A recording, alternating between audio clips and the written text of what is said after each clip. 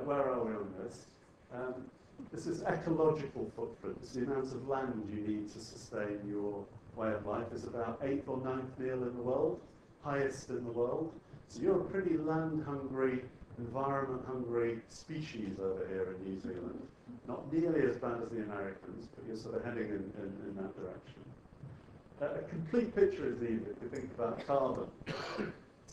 In the 22 years between 1980 and 2002, energy use in the 30 richest countries rose by 23%, nearly a quarter in the richest countries. In the years 2000-2006, the rate of increase of carbon emissions has increased. The rate of increase has increased, not just the total amount.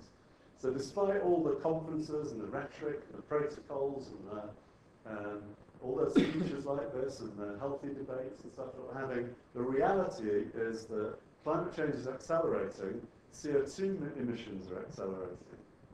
And then there's this wonderful thing. I always put this on slides because I just like the sound of the postulate. It's called the Cazooms-Brooks postulate.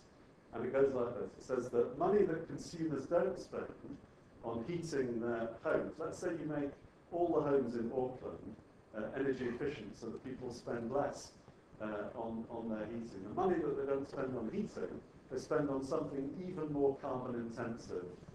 And so you have to look at the whole system, you have to look at the whole way in which we live if you're really serious about tackling climate change. It can't just be dealt with by space heating and efficiency of the homes.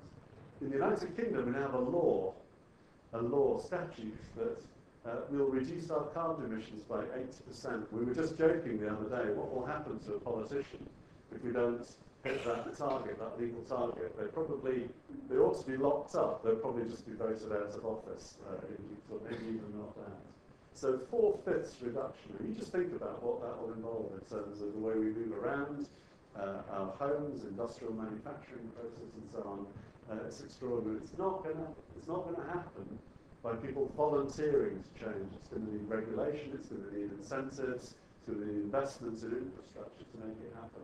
So the next 10 to 20 years is the critical period of decision making, because you think of the scale of infrastructural change that we're going to need from where we are now, with our unsustainable land use pattern, our unsustainable energy systems, and everything else.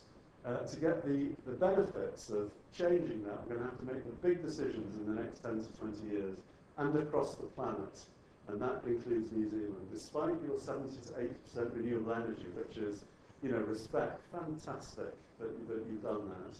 Building on that and translating that investment and that the quality of the decisions that led to that into other areas of the way that you run your economy and society and transport and so on will be critically important. This is the total carbon footprint of the average home in 2006. So the energy that we use in our homes, appliances, charging mobile phones, heating the space, heating water is about 30%. Transport is growing, it's about 25% now. And that seems to be, ministers are really frightened to do anything about this because the car is still associated with liberty and freedom and modernity and so on. They'd much rather try and tackle this. Food is about 10%, consumer items 11%, private services 6%, public services 14%, capital investments 3%. So we're going to have deep cuts in terms of carbon in all of those areas. So the big question is, how should we live? How are we going to live our lives in the future? How do we live pleasurably, with freedom, with health, actively, great communities, while addressing this environmental challenge? That's the question of our age.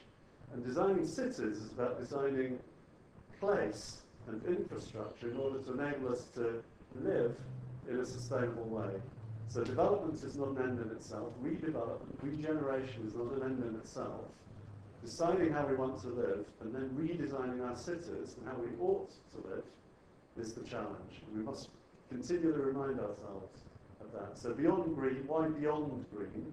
Well, green traditionally has been a bit po-faced, a bit miserable. It's all about the sort of stuff I've been doing. I've been kind of, moaning and groaning, and it's all a bit apocalyptic, and the world's coming to an end.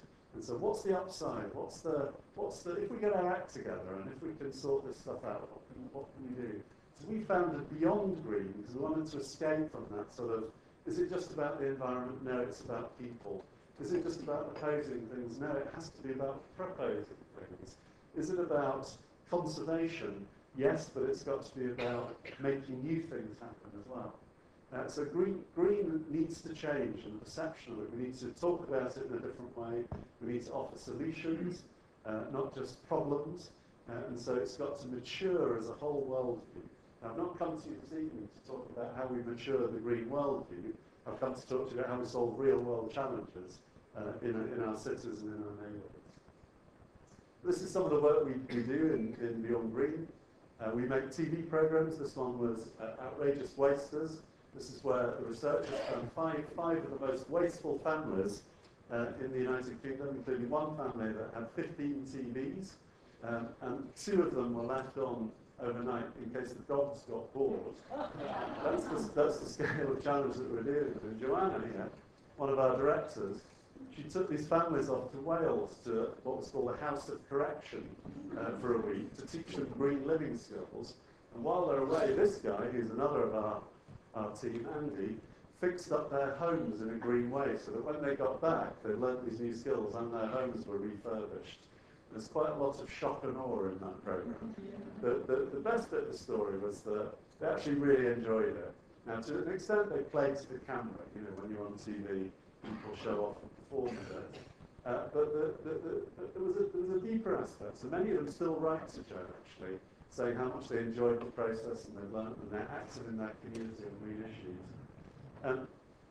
This is the consultation work we've been doing on the Olympics. We really believe in involving people in decisions about the way in which their place changes and their behaviour. We write books. This one's 1,001 Ways You Can Save the Planet. See, there's 1,001. We have our own development company. So we're planning an extension to a town in the southwest of England at the moment. It's about 700 homes. We've been greening the Premier League. So if we can get Frank Lampard and Steven Gerrard out to their baby Bentleys and then onto bicycles to cycle to and from the football ground, it will be an absolute miracle, but well worth the effort. And so there's a range of projects that we're involved in sustainability in the United Kingdom. So Thomas Friedman says that in the energy climate era, as he calls it, we're in a new era. We've got a new paradigm that we need to deal with. Green is no longer a fad. It's no longer a boutique statement.